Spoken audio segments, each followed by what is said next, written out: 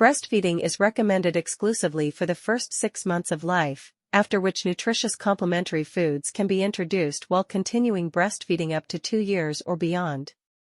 This practice ensures that children receive both the nutrients they need and the emotional comfort that breastfeeding provides.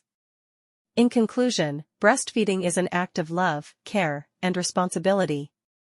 It strengthens families, improves public health, and contributes to the well-being of future generations. By educating communities, supporting mothers, and promoting breastfeeding, we help give every child the best possible start in life and empower mothers to nurture with confidence and pride.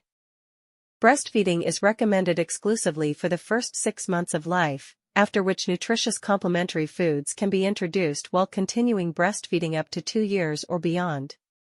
This breastfeeding is recommended exclusively for the first 6 months of life, after which nutritious complementary foods can be introduced while